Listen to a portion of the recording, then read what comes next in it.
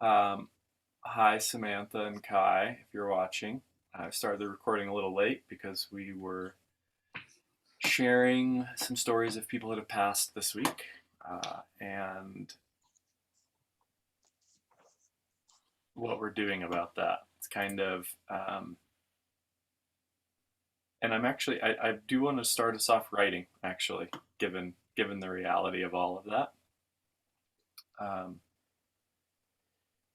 this week is on the power of connections, and particularly kind of connections that give us strength.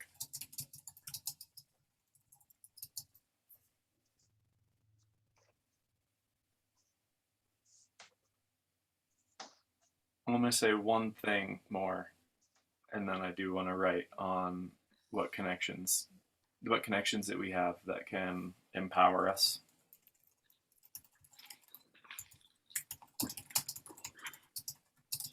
and connections that can help enable us.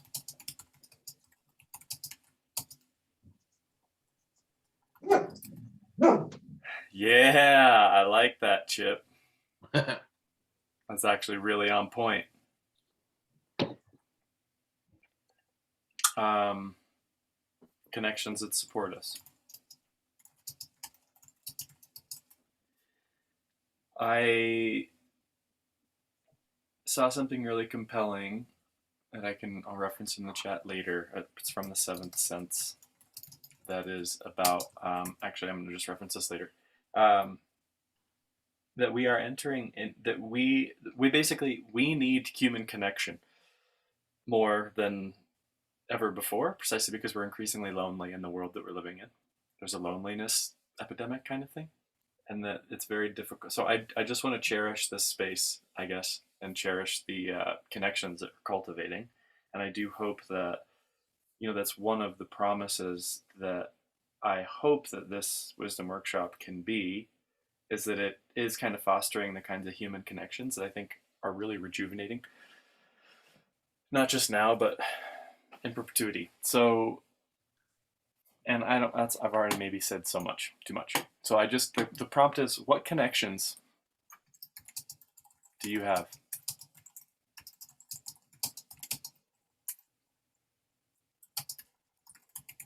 that are supportive, strengthening, empowering, enabling,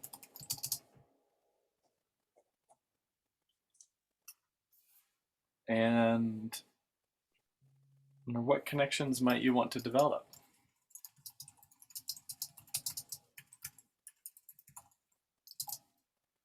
I do want to also just touch back on and anchor this in a sense of presence and the sense of purpose around, just to remind us that we are to put that work, play, relationships, and health kind of in our minds again. The whole reason we did those dashboards or that idea is that if we are if we are growing in our lives, I think the connections that we have with other people, um, our connections are huge, and not just our connections with other people, but other sources of connections. I wanted to keep this open because people have answered this prompt really interestingly in the past. So that's why I like Chip making a sound, because that's a powerful connection, I think. Cool. So, what connections help us out? And we're going to go for 10 minutes, 11 minutes until half past. Any questions on the prompt or? All right. I'm going to connect with my kombucha and begin.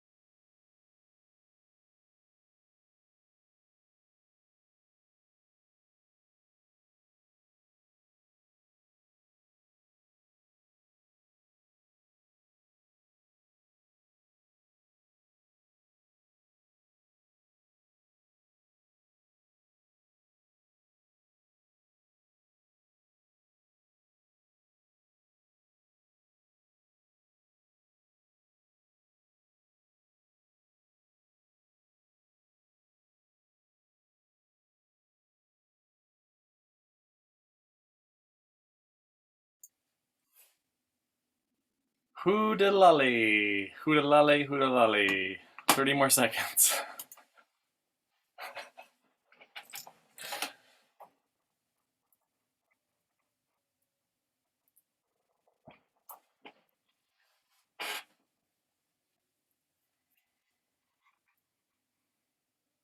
See you soon, Kyle. Take good notes.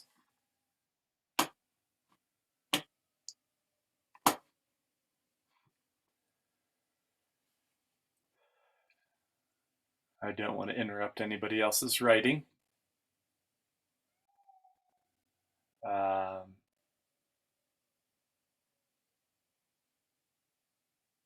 how was that?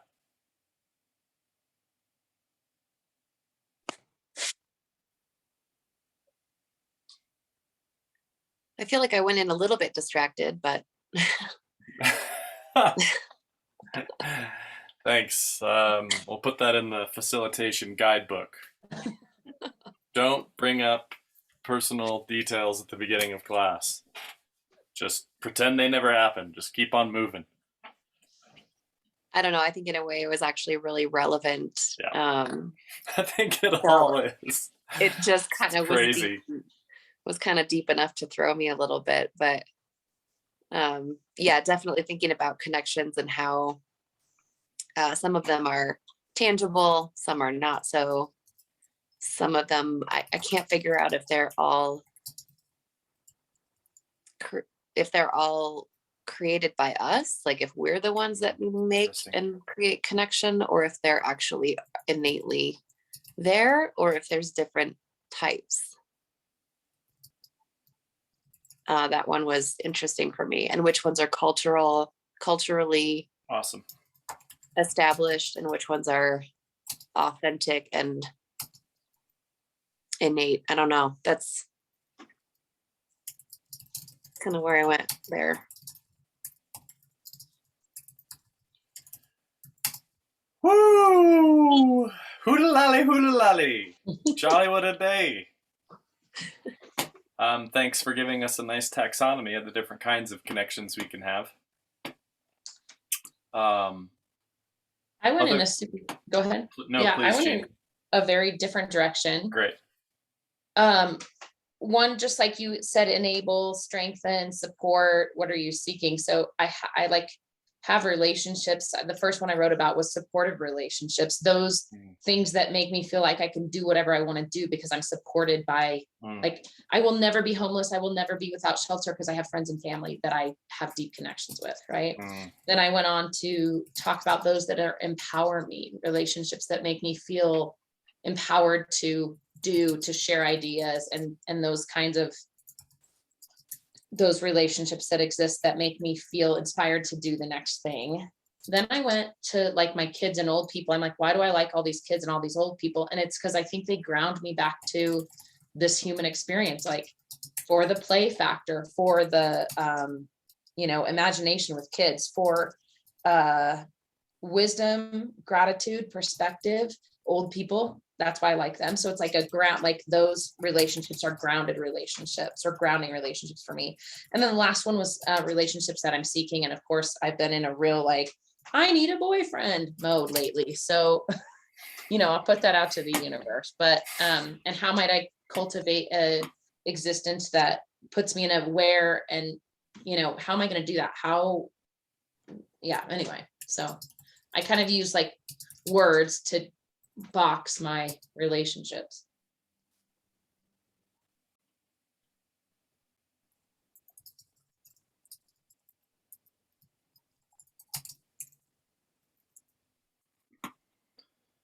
And the word that comes up for me, Jeannie, when you say that is like, what connection am I craving? Right? Like, what connection do I have, but what am I hungry for? Like, what's sex, Candace, sex. Just kidding. Kind of. You've got to stop projecting, Jeannie. Just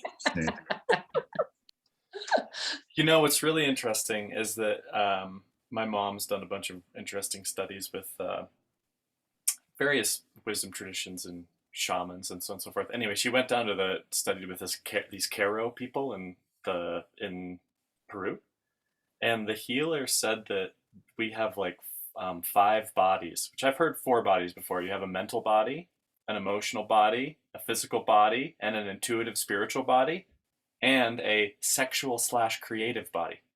Mm.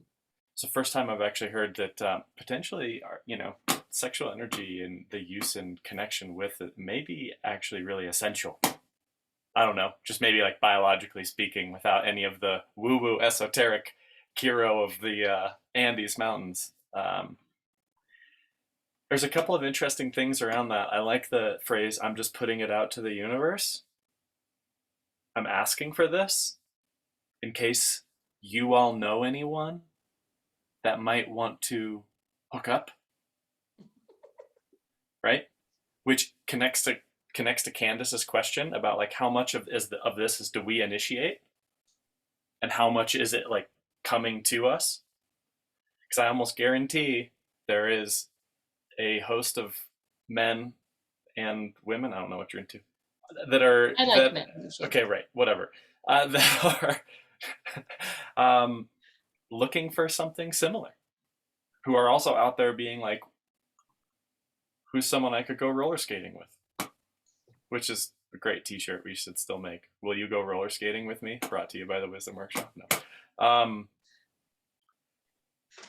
So I also just really appreciate how you identified these different types of relationships for the different things, because one of the things that came up for me is friendships, and how like that kind of like, I don't know.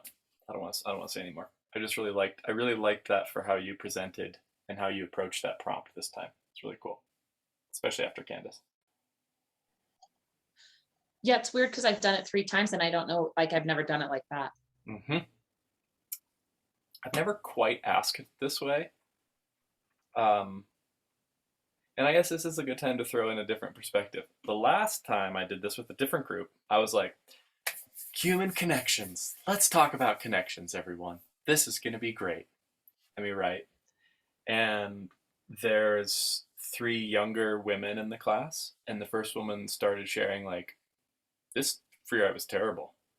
I am terrified of connections because I think they're dangerous. And I'm like, oh shit, did not see that coming. And then the next one was like, yeah, I can't connect with any men online because they all just like, it's pretty much just like super isolating. As soon as they see my picture, the whole conversation changes. And I'm like, oh shit, did not see that coming. And so I do think, I mean, again, I wrote that there's one, like, I think interestingly with connections, we are talking about cultivating connections in one sense, but also like cutting off connections in another sense. That came up to me in my pages this time, like, I better bring that up because I have a tendency to be like, human connection.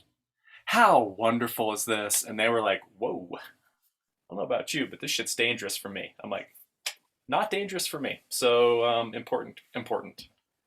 Okay, that's enough for me. I just thought that was, I just wanted to praise your unique handling of the prompt. It's very authentic. Thank you.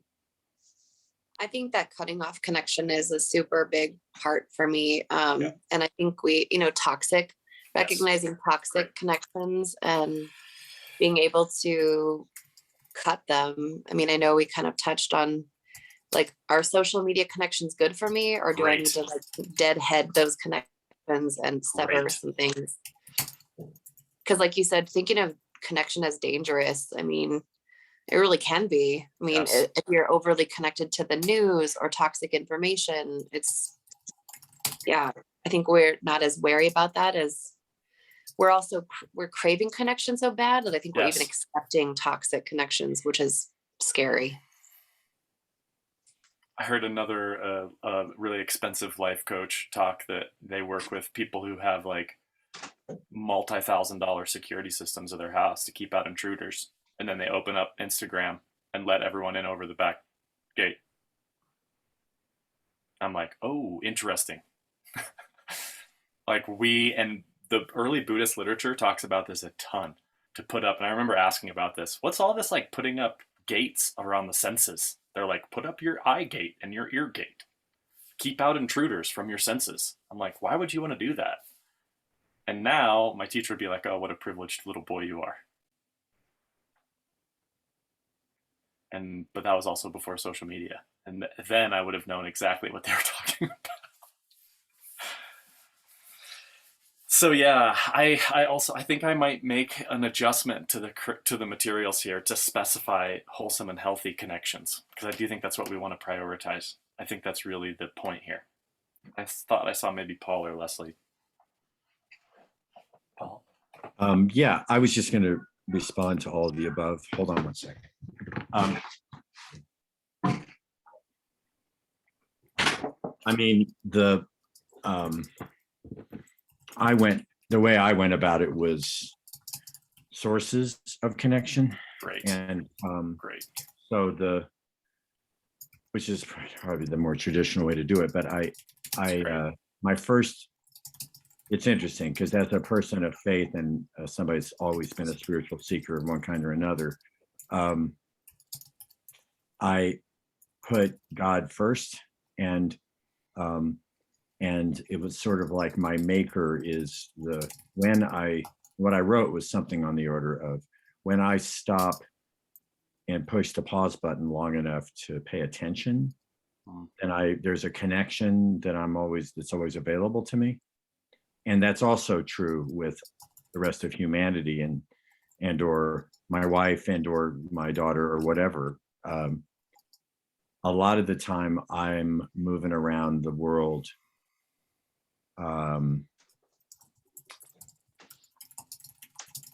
this is kind of transparent, managing my connections rather than receiving them freely or being grateful for them, because I'm trying to, spend enough time with this person, spend enough time with that person, do due diligence to those relationships. Then I sat back and as I was writing, gratitude started coming up with, in an age of quarantine and a mental health crisis around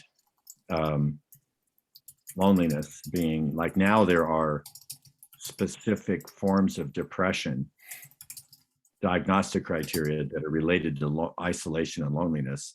Not that it hasn't always been there, but that I spend 30 hours a week-ish online, once in a while in person, with clients who I care deeply about, who I get to connect with, who I'm honored to be able to try to help. But also, I'm connecting.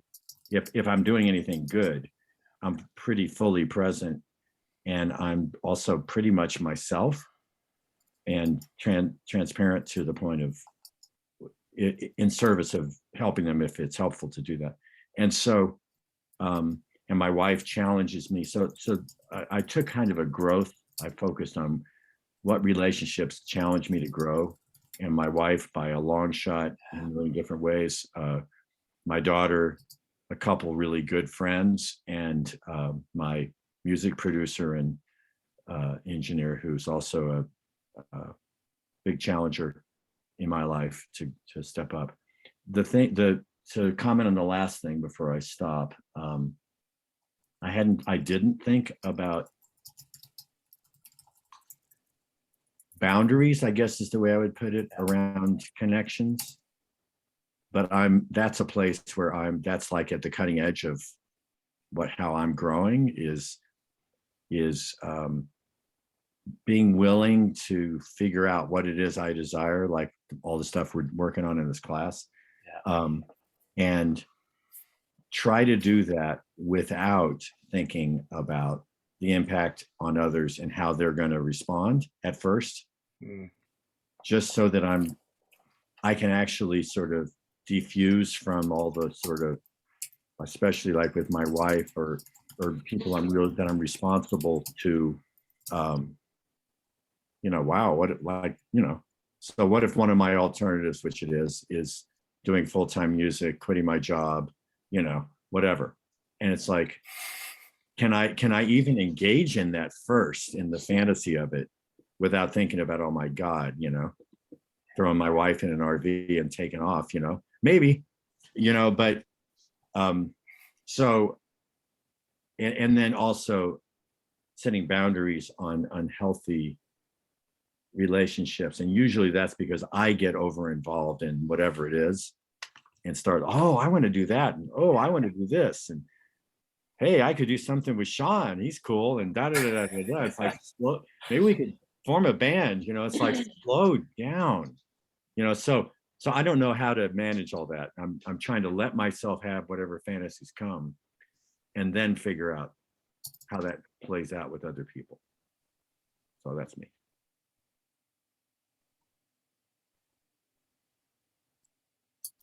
A lot to say there, which normally means other people have stuff to say too. I feel empowered by your idea seeking, right? Like that's an empowering relationship where I'm like, go get it. Yes. And I'll come on the road and see you. Right. Like I'm in the same sort of, that's that sort of energy around like, I do what I want is an empowering energy for me. This isn't, I don't want to take up too much space here, but I just had this kind of aha of, I was listening yesterday to Brene Brown just wrote a new book, I think, and it just came to me that like language is one of our biggest forms of connection. And that just blew my mind. And you could do like we could do a whole nother prompt and like topic on that, but language is connection. And God, there's just so much to that and miscommunication. And I think we have a problem with text messaging because you're not really actually, the language isn't really coming across in a human. I don't know. There's just so much connected to language as something that connects us. I think that's a big one. But one last thing on mind, listening well and learning what it really means. Like in some of the clubhouse rooms on negotiation, Yes, there we go. you know, it's kind of like, you know, and Chris Voss, for instance, never compromise or whatever it is. That is the best description of active listening I've ever heard, because he's trying to get somebody to talk somebody off the ledge of holding hostages. But I mean, I feel like I'm like at 30% even now at what I could be in terms of really holding somebody else's opinion higher than mine and being curious about it, even when it's driving me insane. So that's the way I am not connecting. So.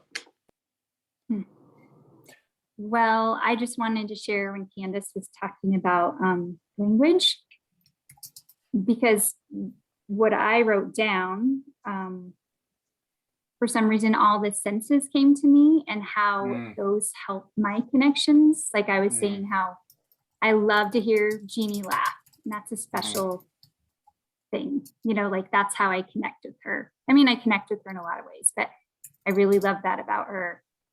And then I got on this whole huge smelling connection. And there's this song that's like, do you remember my smell? And then I went on this whole smelling connection. Anyways, I just thought that was interesting that I really went to the hearing, touching, like how I connected. I thought about how I connected with different things through my senses. That was it.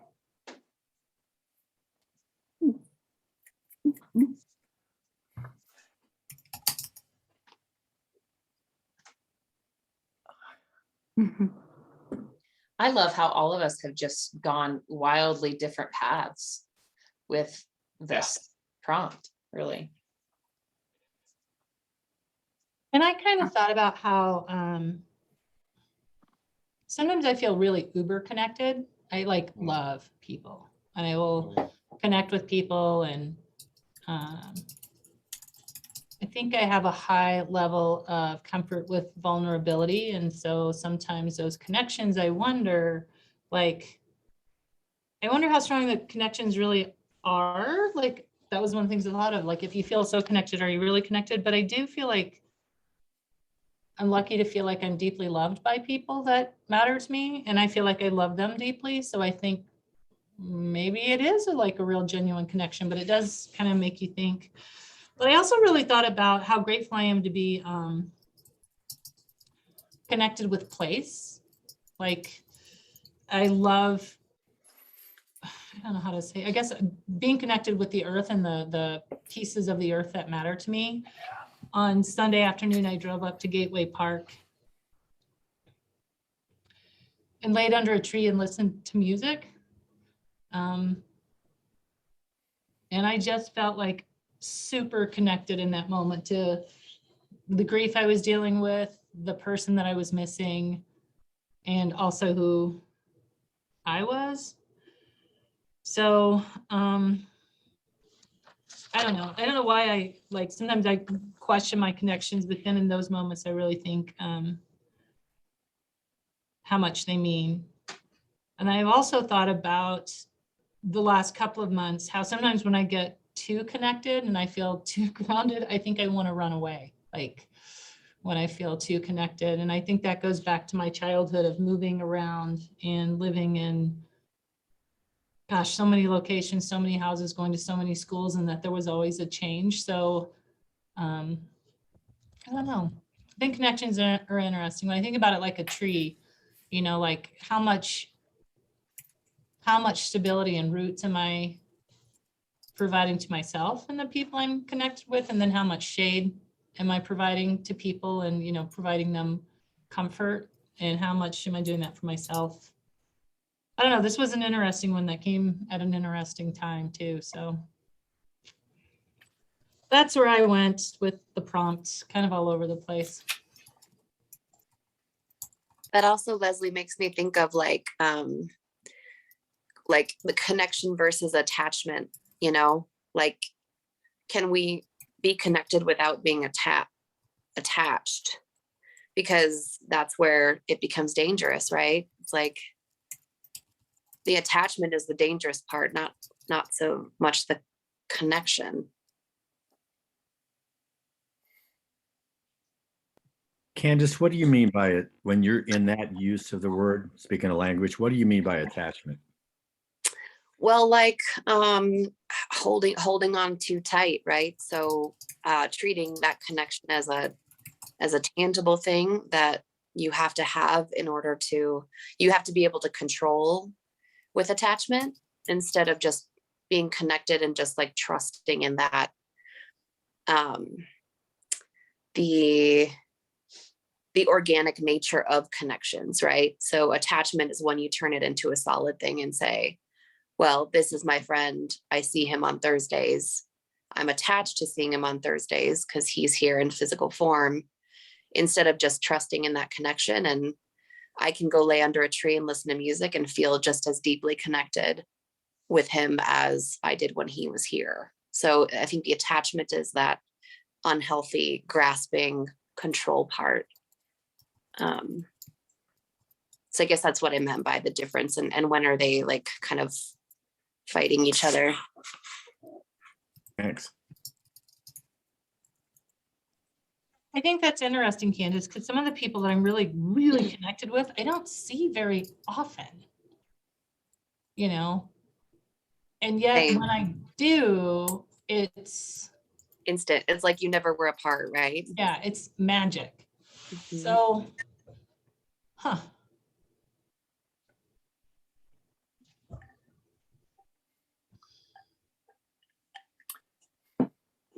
I think it's interesting what you're bringing up, Candace. You know, because solid and secure attachments are the hallmark of a good childhood that set you up to be able to be in relationships, be your own person. And you have to have a good sense of identity and self in order to give it away or sacrifice it to be with somebody else in a healthy way. But of course, it gets, all of our attachments are kind of broken, so it's all messy. But the Buddhist kind of sense of non-attachment fits well with what you're talking about. And so does just being too attached or not being able to attach. But I'm fascinated by the fact that we have to, that like what we're doing right now in this class is, in this workshop, is searching for clearer identity and direction. But there's a big emphasis on how that might serve others. And that and that there's things we may or may not be able to or choose to go after because of our connections and or commitments to others, and then what's most important to us and all that's pretty challenging. That's so interesting, Paul, because when you said that at first, I kind of had this like panic of, oh my God, we moved all the time. I didn't have solid and secure connections. And then I kind of laughed inside because I remember, gosh, it was probably 20 years ago. And I was driving through Albuquerque, New Mexico, and I saw the name of my first grade seat partner on a building, and he was a dentist. And I knew it was him. He had a very unique name. So I knew it was Eddie. Like, I was like, oh my God, I wonder, like, his dad was a doctor. He became a dentist. How nuts. So my parents were in town watching my daughter. I was working. I went back and said, oh my God, does Eddie Saltz live here in Albuquerque?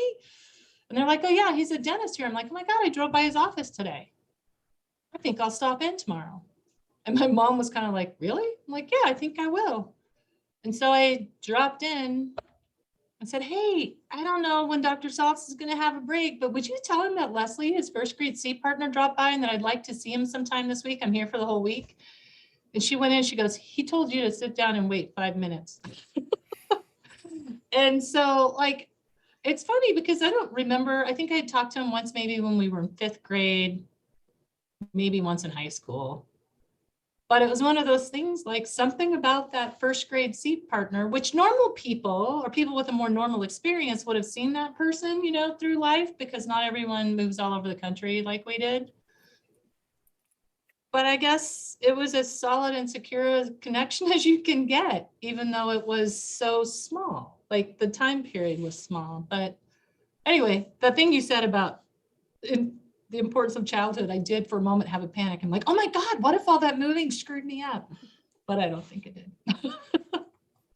No, I think, it's funny. We all have stuff from our childhood that messed with our ability to be connected or whatever. But I mean, I like Air Force brats or whatever, people that move all the time, often you guys develop skill sets that I don't have. Often in the best of situations, and that shapes, even how you're approaching this whole workshop, probably, which is cool. I know a couple of friends who are in that realm of like, we moved all over the place. And in some ways, I think they're, one of the skills they develop is an ability to make friends quickly, right? Because they had to. They get booted out and then move in again, and they have to make new friends fast.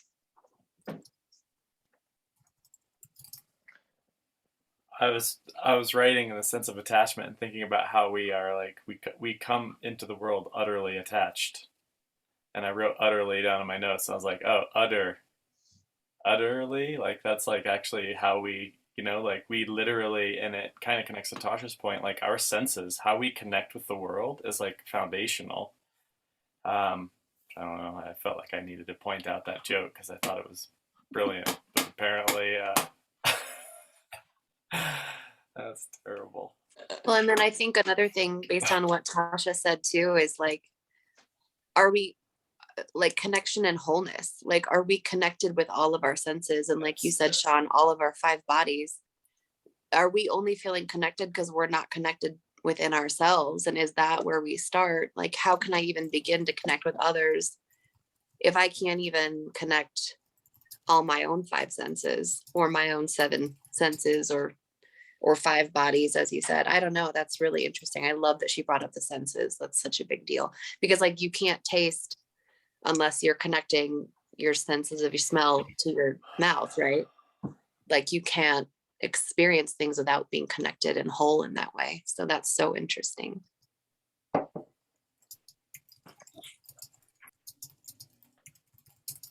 So there's a lot of key themes that are getting brought up that connected to some of the things that I wrote about and where I want to make sure we get. One, Paul, it reminded me of one of the first or second times we did the Odyssey plans.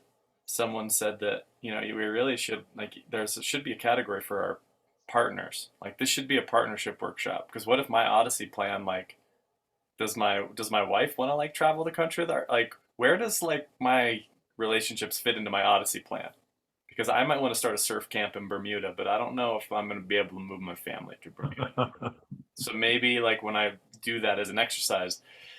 So I think that's an interesting point. But the other thing I think was there's two things that I think were really interesting. This connection to a bigger purpose, bigger than ourselves, and then our connection to other people and what we do for them.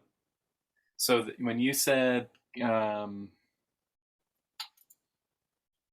one of our clearer identities is how we might be able to help and serve others, that we're kind of, and I do think I wrote that the good life is helping other people live a good life.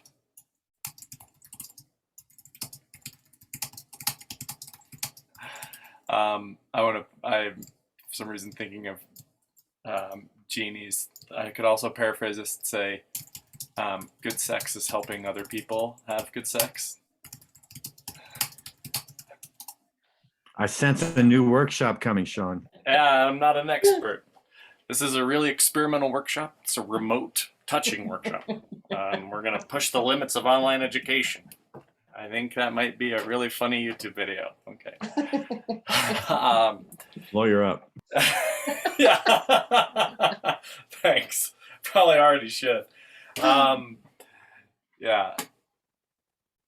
There is a question here about the reality. Leslie's question of like, I don't know if these connections I'm having are actually real or if they're just in my head. Sometimes I feel like we're really connected, and then I'm like, wait a minute, am I just making this up? I think the flip side of that is sometimes our disconnections are all in our head, potentially. Maybe we're already connected, hugely connected, and our disconnection is in our head. Which Tasha's point of like naturally like connected with our senses. So I think that's really interesting, that I want to kind of actualize or explore this question of leaning into the connections that we already have, appreciating, recognizing, maybe actually the verb should be in a different order. 1, recognizing, appreciating, and Jeannie, this is naturally kind of where you took the prompt, where I was recognizing and appreciating the connections that we already have. And then what I wrote, I thought it was interesting that like before I started the prompt, I felt like I needed to disentangle my headphone cord because there was a knot right here and it was like heavy on my head. And then I was like, oh, that's kind of symbolic that like I'm connected. It's just like kind of like heavy on my head. And it's not that I'm not connected. I just don't feel as connected because I'm like, this is obnoxious. Now I'm going to untangle this. So the sense of like cultivating, and what I got is that these connections, like, let's see, I say, cultivating the connections that we have. There are sources of energy and support that we can tap into. Perhaps the greatest accelerator of our growth is connections that we have with other people and with various versions of ourselves. That these connections are strengthened with energy and time. So like when we attend to something with energy and time, we strengthen the connection. When we attend to ourselves, we strengthen that connection. Care for ourselves. Go ahead, Candace. Yeah, that's pretty much the point I wanted to make. Yeah, I love that you just said all that because it leads exactly into what my kind of question was.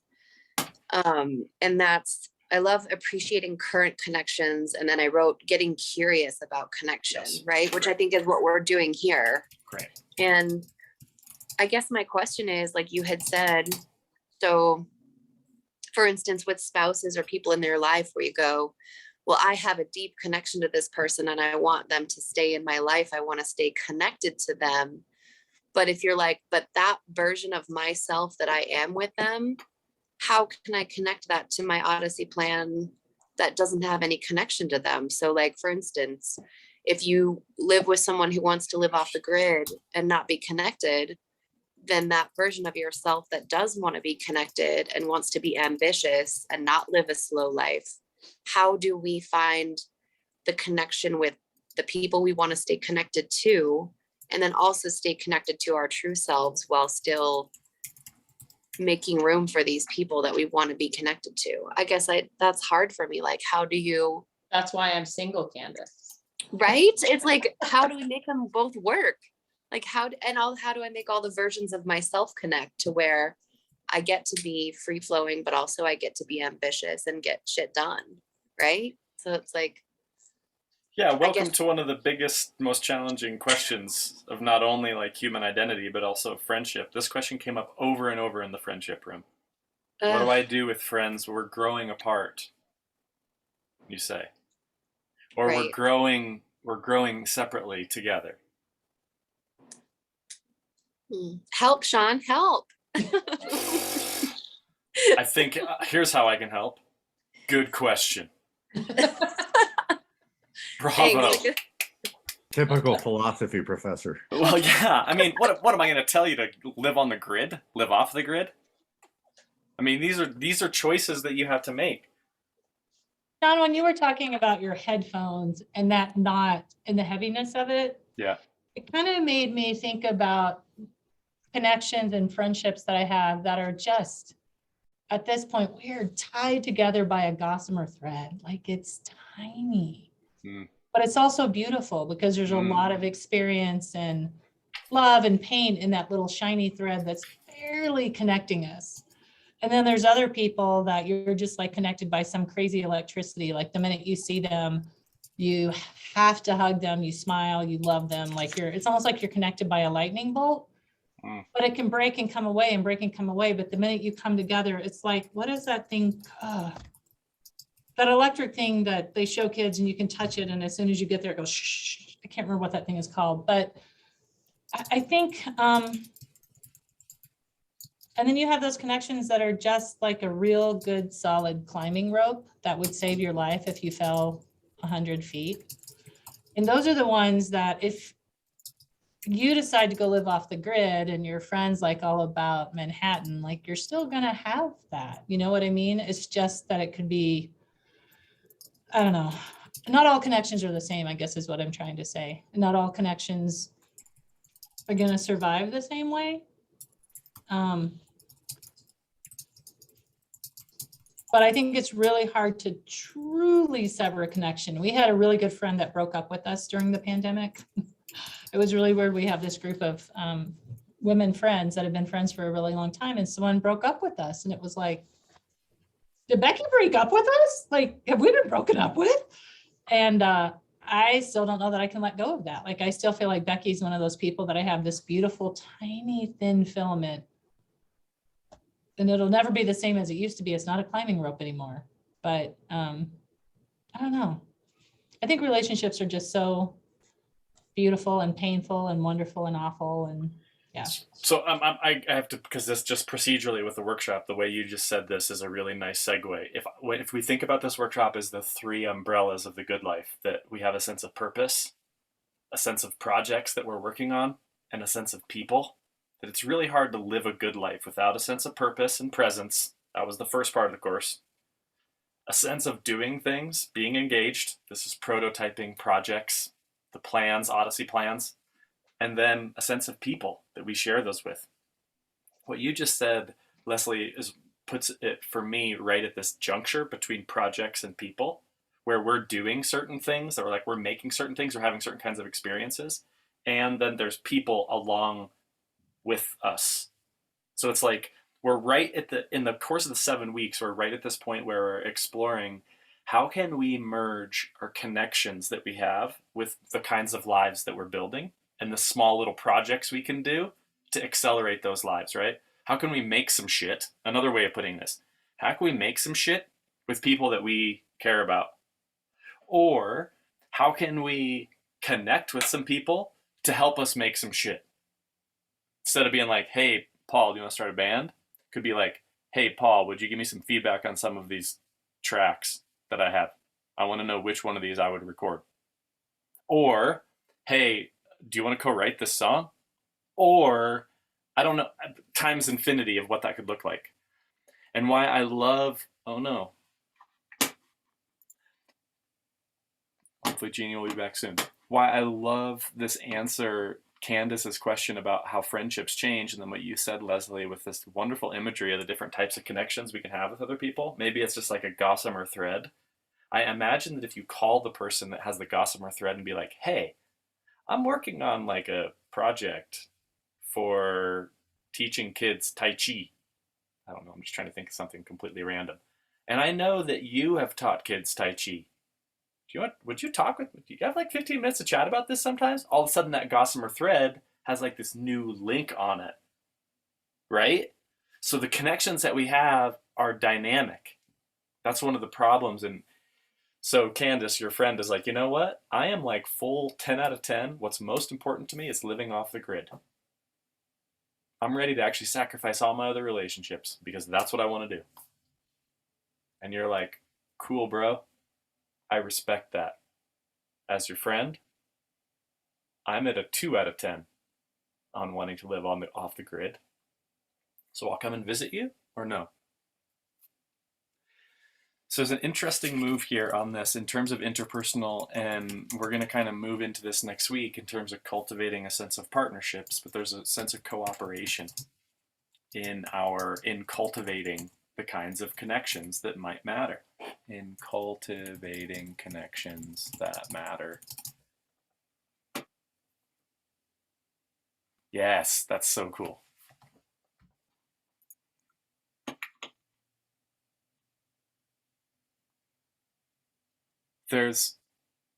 We have so far been talking about our connections with other people, although I think Tasha's idea of connection with smells and our senses is a way to connect us to the animal kingdom and our place in the world general, like our ecological connection, which people have brought up. When I go to the mountains and I breathe in the mountain air, I feel this sense of connection. Interesting why going into nature is so healing for a lot of people. So I want to keep that thread in this conversation. The connection to that idea. It's interesting.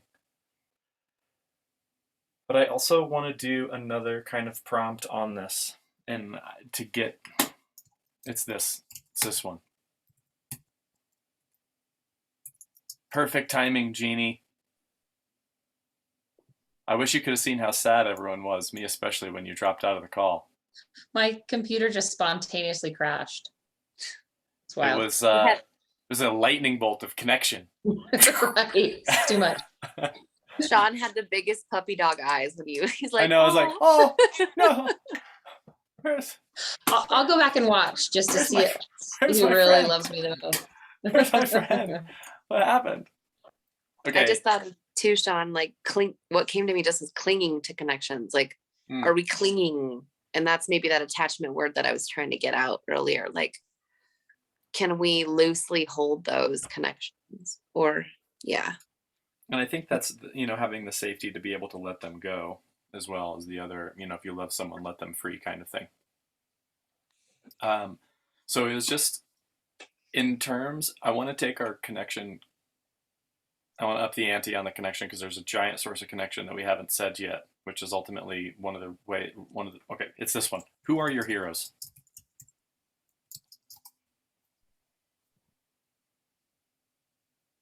For this prompt to work, they don't even need to be real. So if Gandalf is a hero, he's one of mine. Go ahead and use that. They could also be people, they could just be a random person. They could be your kids. They could be someone that you look up to. But who are your heroes?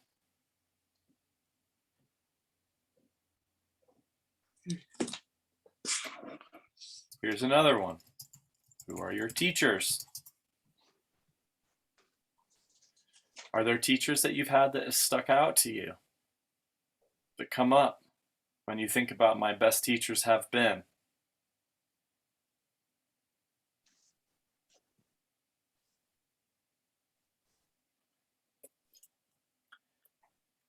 I want to give us some time to sit with this, but here's the deal. 2 things. 1, Paul brought up an author. I just started reading Improv Wisdom by Patricia Ryan Madsen. She teaches acting and improv at Stanford. Her claim is that we can use the principles of improv acting to live wise lives. And it's fucking awesome. I'm like, I rarely have I opened a book and been like, holy shit, this is a life-changing book for me. I got that when I read Bill Burnett and Dave Evans. I didn't know, but I was like, these people in the Stanford Design Lab have now become my teachers. I don't even know why. I generally don't even like these kind of books, but I can't put this one down.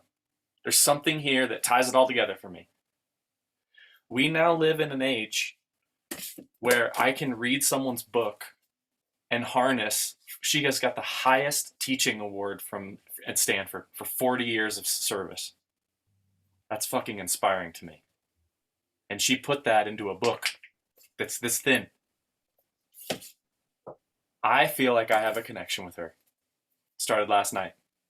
Got me up in the middle of the night. I'm like, holy shit. I'm like looking at her sources.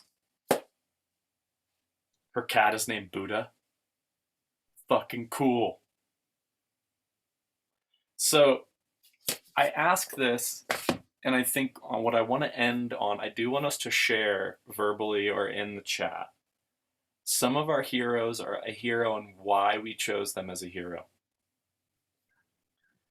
Because, so last thing I'll say, one of the most, if we look at Aristotle basically says, we grow through exemplars.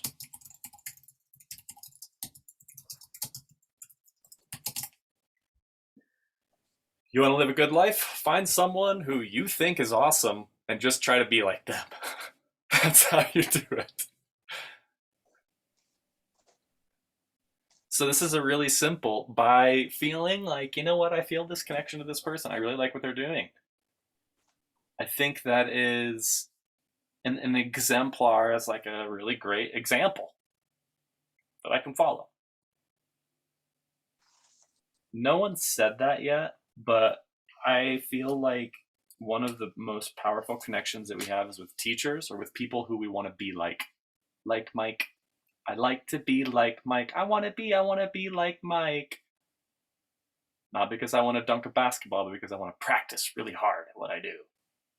You get the point. So I shared mine. My newest is Improv Wisdom. Don't prepare, just show up by Patricia Ryan Madsen. Jeannie. That triggered in my brain me listening to, so maybe these are my current heroes right now. I've been listening to the podcast Smartless.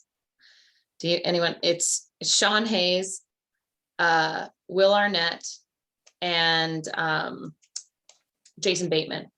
And they just bring on people and interview them. Those three are, it's fucking hilarious. Awesome. Those three are just like buddies. So it's just inherently funny because they're chatty and whatever. But Tina Fey came on, and then they get all these people, who are interesting and famous. Tina Fey came on, and I don't know why this stuck in my brain, but she said something about how one of the things she uses as when she should come back to work is an improv thing that she learned, which is, when are you supposed to step into a scene? And the only time you're ever supposed to step into a scene in improv is when you're needed. And so it was like, oh, wow, that's a really, so she's like, I'm not sure I'm needed right now in this, they were trying to get her to commit to writing something or, to being an actress on something else. Anyway, it was an interesting moment and weird that it related, but that's my short one right now. I'm obsessed with Smartless. I'm going to say that Tina Fey is an amazing hero to have. Yeah. Yeah. She's bright and brilliant. And also, midlife and a little like, I need a breather. Authentic. Yeah. Super real, super funny. She's talking about the sort of brutality of just, I don't know.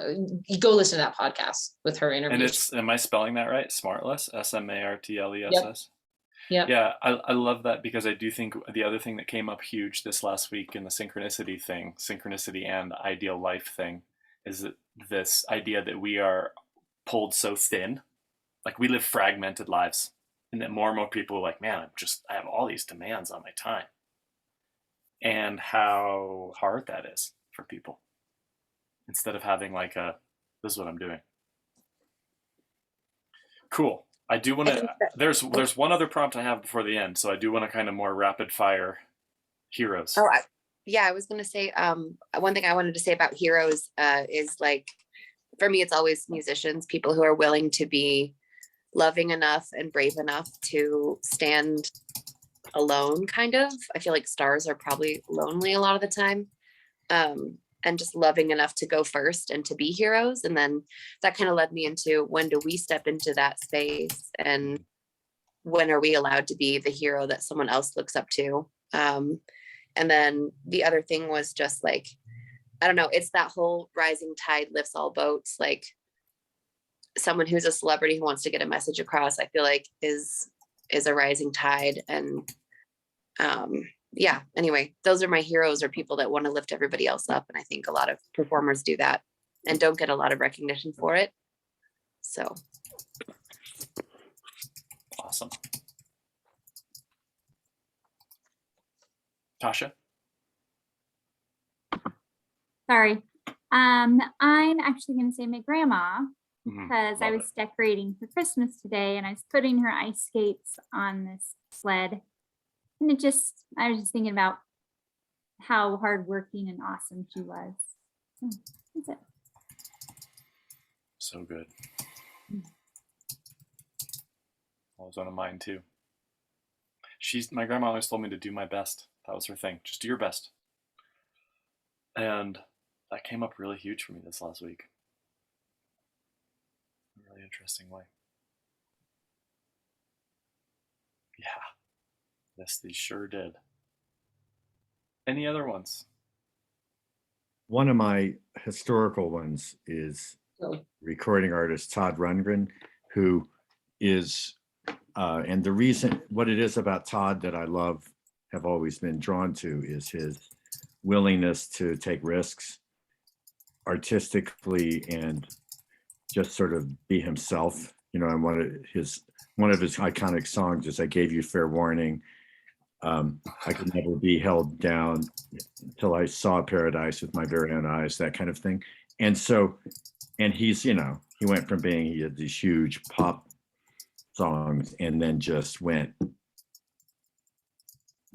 everywhere else he wanted to, and still has a huge cult following just based on people he connected with.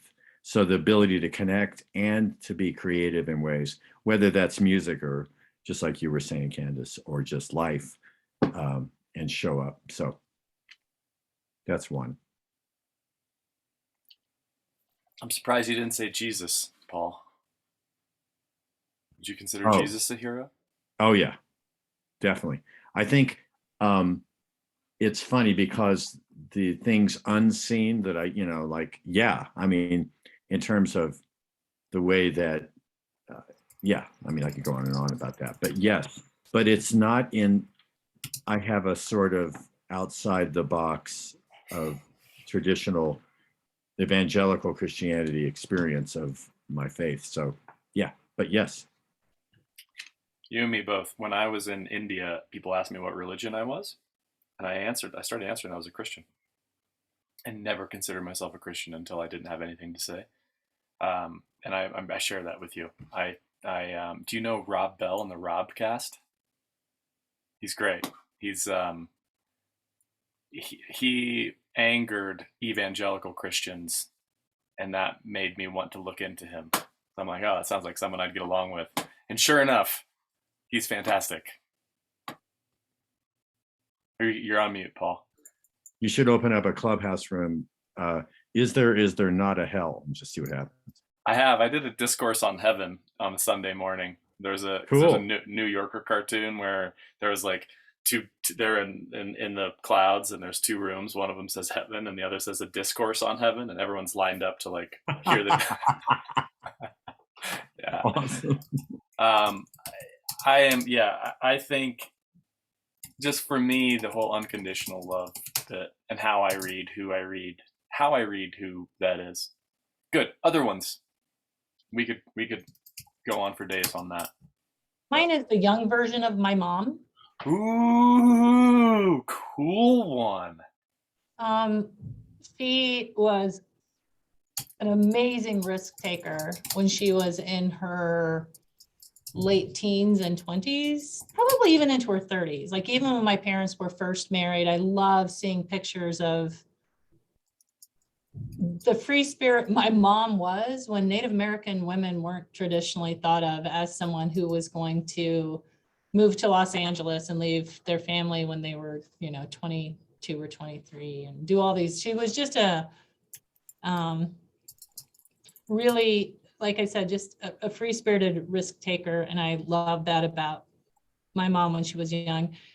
And, as she got older and she was married to my dad who moved us all over the country, I do love that she had this kind of grow where you're planted mentality. And unfortunately, I think sometimes it wasn't great where she was planted, but she worked really hard at it. I wish I could figure out what killed that free spirit in her though. Like I just don't see that in her anymore and haven't for a long time. And I just wonder what it was. Like, why don't you were so fearless. What in this crazy world of ours and your relationships with, my dad and our family changed that? It bums me out. I can't help but notice a parallel with the adventure you're about to go on. Yeah. In terms of like, just go do something, right? yeah, Go do yeah, shit. yeah. Do There's shit. That's part of the things, right? Do shit. That So is. I'm gonna go do shit. Do shit, make shit, Yeah. and be okay with it. I think what resonated with me there, Leslie, is the fearlessness. Like, where does it kind of get programmed out of us, and like where do we lose that free feeling where we feel like we can be free? I mean, I actually woke up with song lyrics in my head the other day, and it was like, the funny thing about you and me is only one of us is truly free. And where does that where do we get so afraid that we kind of handed over our freedom at one point? Okay, good. This is a perfect segue to the final prompt to leave us. I did an exercise.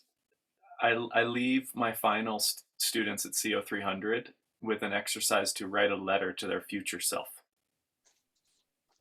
There's an online site called futureme.org that you can write an email to yourself.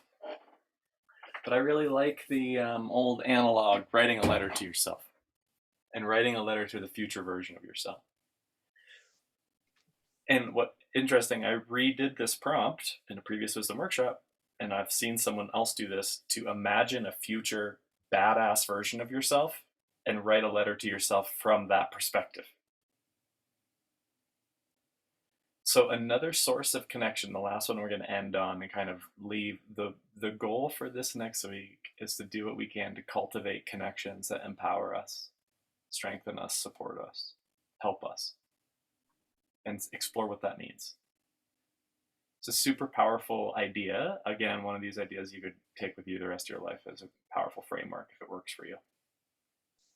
But one of the connections that is this idea of a higher or future or badass self. So in a previous class, someone said there was glorious. She had the glorious version of herself. She just was like, well, I talked to the glorious version of myself. I'm like, what? Excuse me? What was that? She's like, oh, glorious Sydney.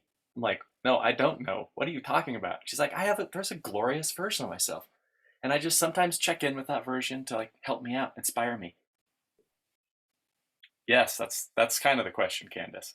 And not just in like, and what in this exercise, it's not like, oh, then I'm going to have these things. It's then, oh, this is the kind of person I am.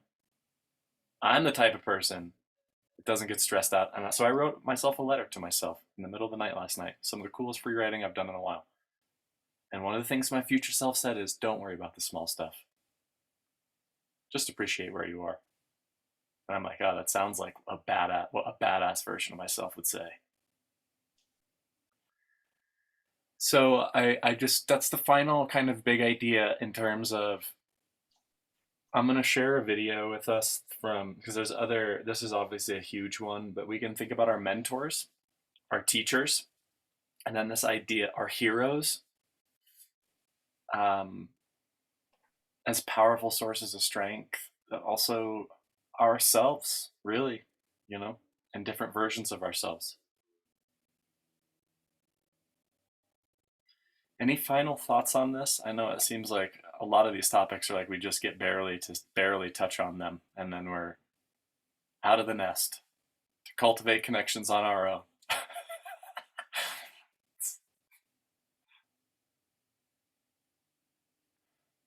We happy? Okay, well, you have a line to connect with me. I'm talking with Paul later. Is that today, Paul? Tomorrow or Thursday. I think it's tomorrow. Yeah. Okay, cool. I will talk to you all soon. And I'm going to stop the recording.